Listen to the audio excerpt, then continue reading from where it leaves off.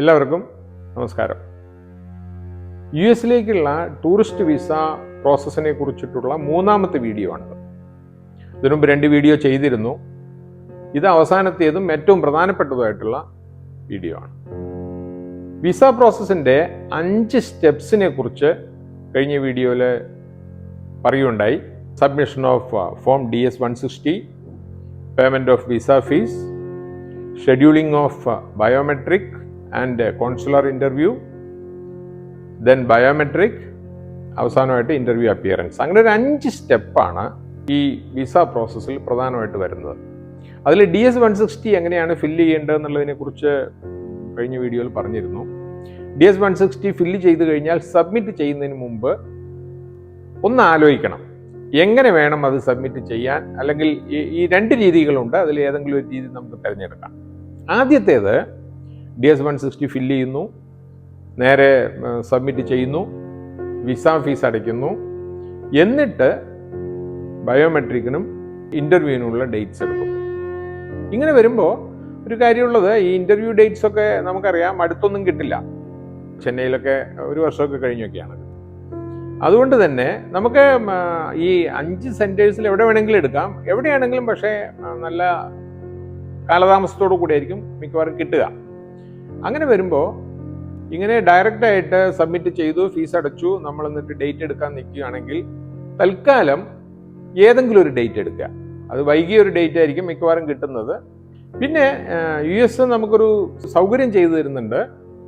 നമ്മൾ അങ്ങനെ എടുത്ത ഡേറ്റ് നമുക്ക് 4 പ്രാവശ്യം വീണ്ടും മോഡിഫൈ ചെയ്യാം. അപ്പോൾ നോക്കിക്കൊണ്ടേ ഇരിക്കുക, എന്നിട്ട് അടുത്ത് വരുന്ന ഡേറ്റ് എടുത്ത് ഫൈനലൈസ് ചെയ്യുക. അപ്പോൾ ഫോം സബ്മിറ്റ് ചെയ്യുക, ഫീസ് അടയ്ക്കുക, തൽക്കാലം കിട്ടുന്ന ഡേറ്റ് എടുക്കുക, പിന്നെ നോക്കിക്കൊണ്ടിരിക്കുക, അടുത്ത് വരുന്ന ഡേറ്റ് എടുക്കുക, ബയോമെട്രിക്കിനും ഇൻ്റർവ്യൂവിനും ആ ഡേറ്റ് ഫിക്സ് ചെയ്തിട്ട് പോവുക. ഇത് ഒരു രീതി. മറ്റൊന്ന്, ഈ പ്രൊഫഷണൽസ് അഥവാ ഈ ടൂർ ഓപ്പറേറ്റേഴ്സ് ഒക്കെ പറയുന്ന വേറൊരു രീതിയുണ്ട്.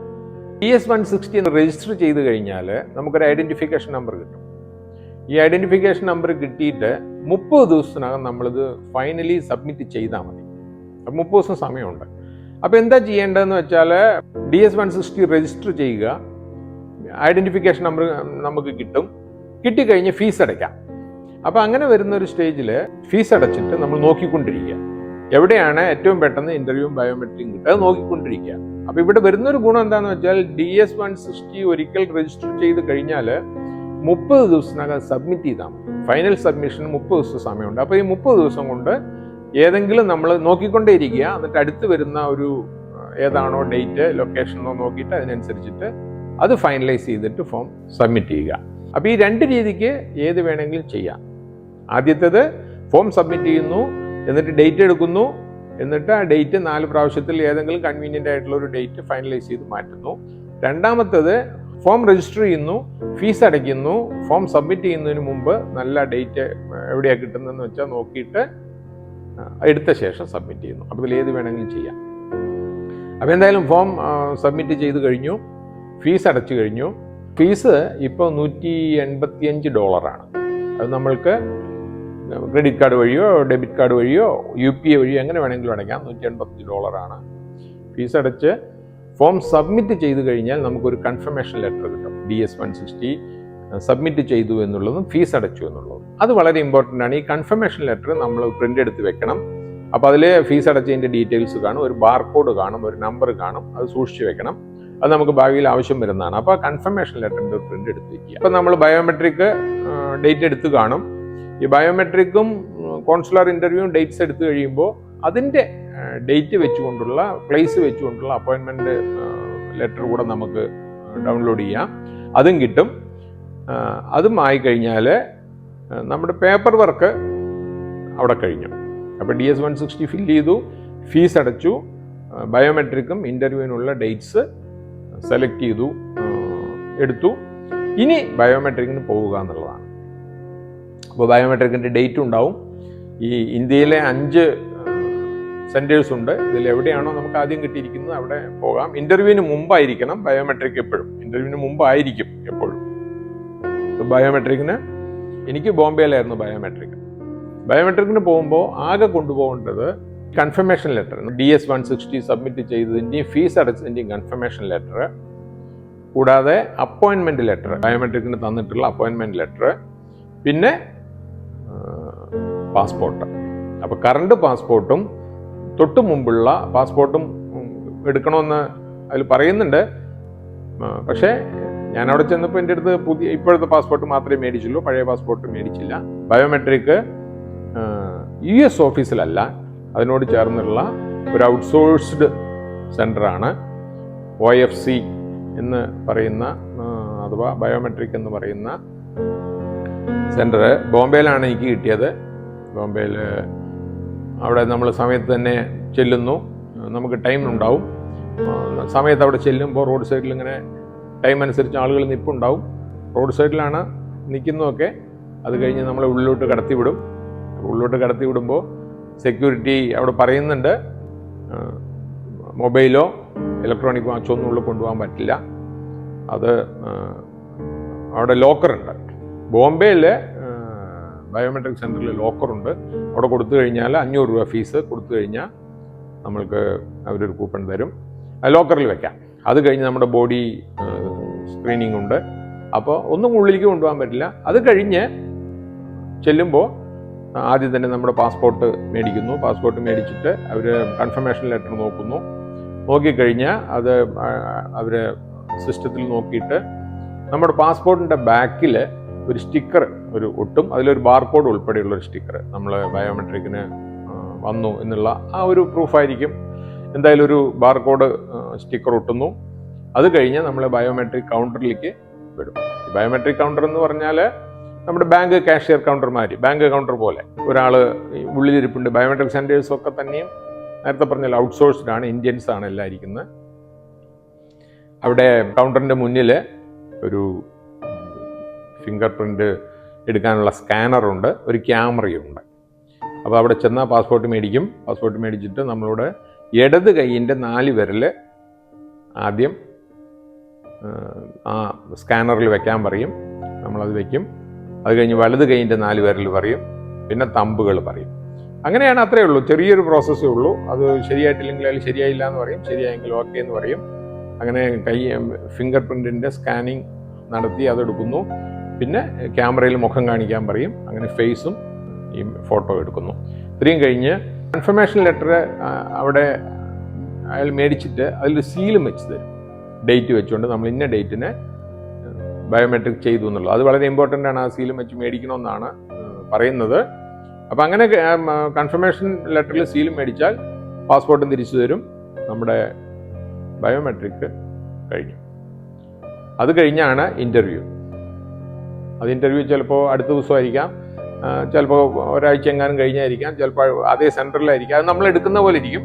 അത് അല്ലെങ്കിൽ നമുക്ക് വേറെ ഏതെങ്കിലും സെൻറ്ററിലായിരിക്കാം. എന്തായാലും ഇൻ്റർവ്യൂ ആണ് ഇതിലേറ്റവും പ്രധാനപ്പെട്ടത്.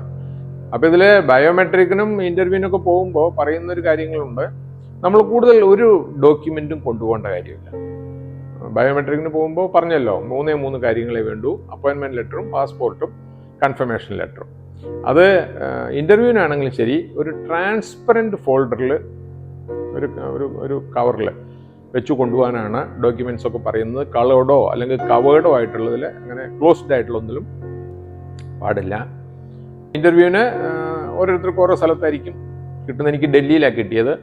ഡൽഹിയിൽ 7:50 രാവിലെ കിട്ടി. അപ്പോൾ 7:20 എനിക്ക് തോന്നുന്നു ഫസ്റ്റ് ബാച്ച് തുടങ്ങുന്നത്. ഞാൻ അവിടെ ചെല്ലുമ്പോൾ തന്നെയും ഫസ്റ്റ് ബാച്ച് ഉള്ളിൽ പോയിരുന്നു. അപ്പോൾ എനിക്ക് 7:50 7:50 അവിടെ ചെന്നിട്ട് ക്യൂവിൽ നിൽക്കുമ്പോൾ തന്നെയും സെക്യൂരിറ്റി വിളിച്ചു പറഞ്ഞു, ഉള്ളിലേക്കൊന്നും കടത്തില്ല, മൊബൈലൊന്നും കൊണ്ടുപോയില്ല. അപ്പോൾ എൻ്റെ കയ്യിൽ മൊബൈലും വണ്ടിയുടെ കീയും ഒക്കെ ഉണ്ടായിരുന്നു. ഞാൻ ഒറ്റയ്ക്കാണ് പോയത് എന്നുള്ളതുകൊണ്ട്, പലരും കമ്പാനിയൻസായി വരുന്നതുകൊണ്ട് അവർക്ക് ബുദ്ധിമുട്ടില്ല. പക്ഷേ ഞാൻ ഒറ്റയ്ക്കായതുകൊണ്ട് തന്നെ എനിക്ക് റൂമിൽ വെക്കാൻ അവിടെ ഈ ഡൽഹിയിലായതുകൊണ്ട് ചാണക്യപുരിയിൽ നമ്മൾക്ക് അങ്ങനെ തൊട്ട് ഈ ഇതിനോട് ചേർന്ന് ഹോട്ടൽസ് ഒന്നും അങ്ങനത്തെ ഒന്നുമില്ല. ഒരു ചെറിയ ഹോട്ടലിലാണ് ഞാൻ താമസം. അതുകൊണ്ട് തന്നെ എനിക്ക് സേഫ്റ്റി ഫീൽ ചെയ്യാത്തതുകൊണ്ട് ഞാൻ ഫോണും കീയൊക്കെ എടുത്തായിരുന്നു കയ്യിൽ. അതുമാത്രമല്ല, ബോംബെയിലെ ലോക്കൽ സൗകര്യം ഉള്ളത് കാരണം ചിലപ്പോൾ സൗകര്യം കിട്ടിയാലോ എന്നും ഉണ്ടായിരുന്നു. പക്ഷേ സെക്യൂരിറ്റി പറഞ്ഞു ഒന്നും ഉള്ളിൽ കൊണ്ടുപോകാൻ പറ്റില്ല. അപ്പോൾ എന്താ വഴിയെന്ന് ചോദിച്ചപ്പോൾ പറഞ്ഞു, തൊട്ടപ്പുറത്ത് പ്രൈവറ്റായിട്ട് ഒരു ലോക്കർ ഫെസിലിറ്റി ഉണ്ട് എന്ന് പറഞ്ഞു. ഉടൻ തന്നെ ഒരു 100 മീറ്ററിൻ്റെ കാര്യമുള്ളൂ. പക്ഷേ രാവിലെ എഴുന്നേറ്റിട്ട് അങ്ങോട്ട് നടക്കണം ഇങ്ങോട്ട് നടക്കണം, വേർക്കണ്ട, ഇൻ്റർവ്യൂവിനൊക്കെ പോകേണ്ടതല്ലേ, വേർക്കണമല്ലോ എന്ന് വേണ്ട എന്നുള്ളതുകൊണ്ട് ഒരു ഓട്ടോയ്ക്ക് പോയി. അവിടെ ചെന്നപ്പോൾ അത്ഭുതപ്പെട്ടു. ഒരു മരത്തിലെ താഴെ ഒരു ഷീറ്റ് കെട്ടിയിട്ട് 2 പിള്ളേരിയ്ക്കുന്നു. അവരെ ആണിത് റൺ ചെയ്യുന്നത്. നമ്മുടെ ഇരുന്ന് മൊബൈല് അല്ലെങ്കിൽ എന്താണെന്ന് വെച്ചാൽ മേടിച്ചു വയ്ക്കുന്നു, എന്നിട്ടൊരു കൂപ്പൺ തരുന്നു 500 രൂപ. ഞാനത് നോക്കിയിട്ട് തിരിച്ചു വരുമ്പോൾ ഒരു കാര്യം ഓർത്തു. ബിസിനസ് മാനേജ്മെൻറ്റും കോർപ്പറേറ്റ് ഓഫീസും ഒന്നും ഇല്ലാതെ എങ്ങനെയാണ് പണം ഉണ്ടാക്കുന്നത്, എങ്ങനെ ബിസിനസ് റൺ ചെയ്യാം എന്നുള്ളത്. ഒരാളിരുന്ന് 500 രൂപ. അവിടെ ഒരു ദിവസം എത്ര പേര് വരും? എല്ലാ ദിവസവും വരുന്നു. ഞാൻ അതിൻ്റെ ആ ഒരു മണി ഫ്ലോയെ കുറിച്ചൊന്ന് ജസ്റ്റ് ഒന്ന് ചിന്തിച്ചു. അപ്പം അങ്ങനെയും ബിസിനസ് ചെയ്യാം. എനിവേ വന്നിട്ട് ക്യൂവിൽ നിന്നു. 7:50 ആയി. 7:50 വിളിച്ചു. അപ്പോൾ ഞാൻ ചെന്നു. റോഡിൽ വെച്ച് തന്നെ നമ്മുടെ ഒരു ബോഡി സ്ക്രീനിങ് ഉണ്ട്. ഈ റോഡ് സൈഡിലാണ് നിൽക്കുന്നത് എല്ലാവരും. അത് കഴിയുമ്പോൾ തന്നെ ഒരു ബോഡി സ്ക്രീനിങ് ഉണ്ട്. അത് കഴിഞ്ഞ് ഉള്ളിലോട്ട് കടത്തി വിടും. ഉള്ളിലോട്ട് കടത്തുനിന്ന് പോകുന്ന ക്യൂവില് ഇടയ്ക്ക് വീണ്ടും ഒരു ലേഡി ഒരു കമ്പ്യൂട്ടറായിട്ട് ഇരിപ്പുണ്ട്. അവർ നമ്മുടെ പാസ്പോർട്ട് മേടിക്കും. പാസ്പോർട്ട് മേടിച്ചിട്ട് ആ ബാക്കിൽ ബയോമെട്രിക് കഴിഞ്ഞപ്പോൾ ഒട്ടിയ ആ ബാർകോഡ് ഒന്ന് അവർ സ്കാൻ ചെയ്യും. അപ്പോൾ ബയോമെട്രിക് കഴിഞ്ഞതാണെന്ന് കൺഫേം ചെയ്യാൻ വേണ്ടിയിട്ട് കൂടെയാണ്. അത് കഴിഞ്ഞിട്ടാണ് നമ്മളെ ഉള്ളിലേക്ക് വിടുന്നത്. ഡൽഹി ആയതുകൊണ്ട് തന്നെ എംബസി ആയിരുന്നു. അതിൻ്റേതായിട്ടുള്ള വലുപ്പവും സീരിയസ്നെസ്സും കൂടെ അതിനുണ്ട്. അത് കഴിഞ്ഞ് ഉള്ളിലേക്ക് പോകുമ്പോൾ അവിടെ നല്ല രീതിക്കുള്ള സ്കാനിങ് ഉണ്ട്. ബോഡി ചെക്ക് ചെയ്യുന്നു. കൂടാതെ നമ്മൾ എയർപോർട്ടിലുള്ള ടൈപ്പ് സ്കാനറുണ്ട്. ബെൽറ്റ് ഉൾപ്പെടെ അഴിച്ച് അവർ സ്കാൻ ചെയ്യും. എല്ലാം സ്കാൻ ചെയ്യും. അപ്പോൾ കയ്യിൽ വേറൊന്നും കൊണ്ടുപോകാൻ പറ്റില്ല. ആകെ ഉള്ളത് നേരത്തെ പറഞ്ഞ രീതിക്ക് ട്രാൻസ്പെറൻ്റ് ആയിട്ടുള്ള ഒരു ഫോൾഡറും അതിൽ നമ്മുടെ ഡോക്യുമെൻസും. ഒരു കാര്യം പറയട്ടെ, ഇൻ്റർവ്യൂവിന് പോകുമ്പോൾ ശരിക്കും വേണ്ടത് പാസ്പോർട്ടും ഈ അപ്പോയിൻമെൻറ്റ് ലെറ്ററും പിന്നെ കൺഫർമേഷൻ ലെറ്ററും ബയോമെട്രിക്കിൻ്റെ കൺഫർമേഷൻ, ഈ 3 കാര്യങ്ങളാണ് ശരിക്കും വേണ്ടത്. അതൊരു ട്രാൻസ്പെറൻ്റ് ആയിട്ടുള്ള ഒരു ഫോൾഡറിൽ വെച്ച് കൊണ്ടുപോകാനാണ് നമ്മളോട് പറയുന്നത്. പക്ഷേ എല്ലാവരും ഇത് മാത്രമല്ല, കൂടാതെ കുറേ ഡോക്യുമെൻറ്റ്സ് കൂടെ കയ്യിലെടുക്കും. നമ്മുടെ ഇൻകം, ബാങ്ക് സ്റ്റേറ്റ്മെൻറ്റ്, നമ്മുടെ എംപ്ലോയ്മെൻറ്റ് തുടങ്ങിയ കാര്യങ്ങളൊക്കെ, ഈവൻ FDയുടെ റെസിപ്റ്റ്സ് വരെ പലരും കൊണ്ടുപോകും. അത് അവരൊന്നും ചോദിക്കുന്നൊന്നുമില്ല. പക്ഷെ എന്നിരുന്നാലും നമ്മളൊരു ധൈര്യത്തിന് വേണ്ടി വയ്ക്കുന്നു. പിന്നെ അതിൻ്റെ ആവശ്യങ്ങൾ ചില സാഹചര്യങ്ങളിൽ വന്നു എന്ന് വരാം. ഞാനവിടെ നോക്കിയപ്പോൾ ഒന്നും ആരെയൊന്നും പേപ്പേഴ്സ് ഒന്നും അവർ ചോദിക്കുന്നൊന്നും കണ്ടില്ല. പക്ഷേ in the event of they feel the application is suspicious, എഴുതി കൊടുത്തതും അല്ലെങ്കിൽ ചോദിക്കുമ്പോഴും എന്തെങ്കിലുമൊക്കെ ഒരു സംശയം തോന്നി ചിലപ്പോൾ അവർ ചോദിച്ചു എന്ന് വരാം. പിന്നെ ഡോക്യുമെന്റ്സ് ഒക്കെ കയ്യിലുണ്ടെങ്കിൽ നമുക്കും അതൊരു ധൈര്യമാണ്. അതുകൊണ്ട് തന്നെ ഡോക്യുമെന്റ്സ് ഈ പറയുന്ന 3 പാസ്പോർട്ടും, അവിടെ ഇന്റർവ്യൂവിൽ ശരിക്കും പാസ്പോർട്ട് മാത്രം മതി, ബാക്കിയുള്ളത് നമ്മൾ കയ്യിൽ വെക്കുന്നു എന്ന് മാത്രമേ ഉള്ളൂ. പിന്നെ ഉള്ളിലേക്ക് കിടക്കാൻ വേണ്ടിയാണ് ഇന്റർവ്യൂ ടൈമിംഗ് ഉള്ള അപ്പോയിൻമെന്റ് ലെറ്റർ. അതിന് കൂടാതെ നമ്മൾ ഇത്രയും കാര്യങ്ങൾ കൂടെ വെക്കുന്നു ഒരു ധൈര്യത്തിന് വേണ്ടിയിട്ട്. എനിവേ, അപ്പോൾ ഇന്റർവ്യൂവിൽ ചെന്ന് കഴിഞ്ഞാൽ അതിൻ്റെ ഉള്ളിൽ വീണ്ടും ഓഫീസിൻ്റെ ഉള്ളിലേക്ക്, അപ്പോഴാണ് നമ്മൾ ശരിക്കും ഓഫീസിൻ്റെ ഉള്ളിലേക്ക് കിടക്കുന്നത്. ഇതുവരെയും അതിൻ്റെ ഭാഗമായിട്ട് പുറത്തുള്ള കാര്യങ്ങളാണ്. ഉള്ളിലേക്ക് കിടക്കുമ്പോൾ തന്നെയും ക്യൂവിൽ നിൽക്കുമ്പോൾ നമുക്ക് ആദ്യം വരുന്ന ഒരു ബയോമെട്രിക് ആണ്. വീണ്ടും നമ്മൾ അവിടെ കൊടുത്ത ബയോമെട്രിക് ഒന്നുകൂടെ അവരെടുത്തു നോക്കുന്നു, നമ്മൾ അതേ ആളാണെന്ന് ഉറപ്പ് വരുത്തുന്നു. അത് കഴിഞ്ഞിട്ടാണ് ഇൻ്റർവ്യൂവിന് വിടുന്നത്. അത് കഴിഞ്ഞാൽ അടുത്ത ക്യൂ, ഇൻ്റർവ്യൂവിന് പോകുന്ന ക്യൂ ആണ്. അപ്പോൾ ഇൻ്റർവ്യൂവിനെ കുറിച്ച് ഞാൻ ഇതിന് മുമ്പിലത്തെ ഒരു വീഡിയോയിൽ വിശദമായിട്ട് പറഞ്ഞിരുന്നു. ബാങ്ക് കൗണ്ടേഴ്സ് പോലെയുള്ള 10-20 കൗണ്ടേഴ്സ്, ഡൽഹിയിലെ 10-20 കൗണ്ടേഴ്സ് ഉണ്ട്. അതിൽ നമ്മൾ ക്യൂ ആയിട്ട് നിൽക്കുന്നു. 4-5 ചോദ്യങ്ങൾ ആണ് ചോദിക്കുള്ളൂ വിസ ഓഫീസർ. അത് നമ്മൾ കൺവിൻസിങ് ആയിട്ട് റിപ്ലൈ കൊടുക്കുകയാണെങ്കിൽ വിസ കിട്ടും. എന്നോട് ചോദ്യങ്ങൾ ചോദിച്ചതിനെ പറ്റിയൊക്കെ ഇതിനു മുമ്പ് ഒരു ഇതിൽ ഞാൻ പറഞ്ഞിട്ടുണ്ട്.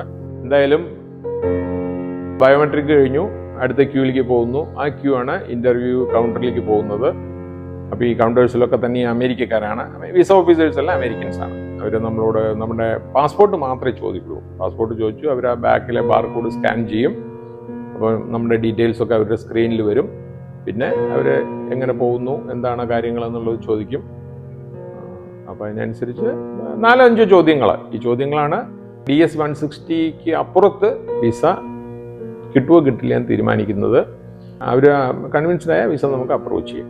ഒറ്റയ്ക്ക് ഉള്ള ആപ്ലിക്കൻറ്റോ ഒറ്റയ്ക്കുള്ള ആപ്ലിക്കേഷനോ ഒക്കെ ആണെങ്കിലാണ് അവർ കുറച്ചുകൂടെ എനിക്ക് തോന്നുന്നത് എവിടെയാണ് താമസിക്കുന്നത്, എത്ര ദിവസം എന്താണ് അവിടെ ചെയ്യാൻ പോകുന്നത്, അങ്ങനെയൊക്കെ ചോദിക്കുന്നുണ്ട്. ഒറ്റയ്ക്കുള്ള ഒറ്റയ്ക്ക് പോകുന്നത് അതേസമയത്ത് ഗ്രൂപ്പിലൊക്കെ പോവുകയാണെങ്കിൽ അത് കുറേ നമുക്ക് കുറച്ചുകൂടെ എളുപ്പമാണ് ഈ കാര്യങ്ങളൊക്കെ റിപ്ലൈ കൊടുക്കാൻ. ഞാനൊരു ഗ്രൂപ്പിലാണ് പോയത്, അതുകൊണ്ട് തന്നെ എനിക്ക് അത്തരം ബുദ്ധിമുട്ടുകളൊന്നും ഉണ്ടായില്ല. ഇൻ്റർവ്യൂ കഴിഞ്ഞു. നോർമലി പാസ്പോർട്ട് മേടിച്ച് വെച്ച് അവർ വിസ അപ്രൂവ് ചെയ്യുന്നില്ലെങ്കിൽ പാസ്പോർട്ട് തിരിച്ചു തരും. എന്നിട്ട് പറയും ട്രൈ നെക്സ്റ്റ് ടൈം. അതേ സ്ഥാനത്ത് വിസ അപ്രൂവ് ചെയ്ത് കഴിഞ്ഞാൽ പാസ്പോർട്ട് മേടിച്ച് അവിടെ വയ്ക്കും. Your visa approved, you will get your passport within 1 week എന്ന് പറയും. അപ്പോൾ നമ്മൾ അവിടുന്ന് സന്തോഷത്തോടുകൂടെ വരുന്നു. ഇതാണ് ഒരു ടൂറിസ്റ്റ് വിസയുടെ പ്രോസസ്സ്.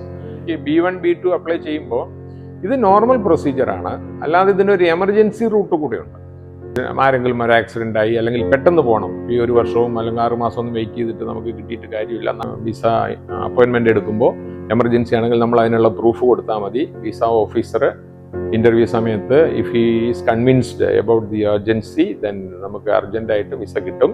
ഒരു നോർമൽ ടൂറിസ്റ്റ് വിസയുടെ ഡീറ്റെയിൽസ് ആണ് ഈ പറഞ്ഞതെല്ലാം. പിന്നെ ഒരു കാര്യം കൂടെ പറയട്ടെ, നമ്മൾ ഒരിക്കൽ വിസ അപ്ലൈ ചെയ്തു നമുക്ക് റിജക്ഷൻ ആയി എന്ന് വയ്ക്കുക, നമുക്ക് 6 മാസം കഴിഞ്ഞാൽ പിന്നെ വീണ്ടും അപ്ലൈ ചെയ്യാം.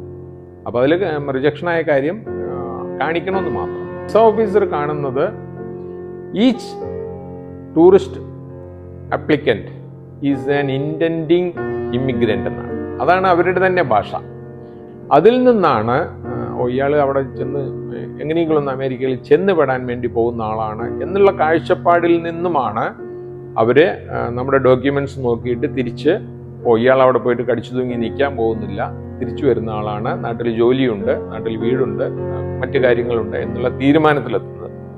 ആ തീരുമാനത്തിലെത്തിക്കലാണ് DS-160 നമ്മളുടെ ഡാറ്റയും ഇൻ്റർവ്യൂവിലുള്ള നമ്മളോട് ചോദിക്കുമ്പോഴുള്ള നമ്മുടെ ഉത്തരങ്ങളും. കുഴപ്പമില്ല എന്ന് അയാൾക്ക് തോന്നിയാൽ നമുക്ക് US വിസ കിട്ടും.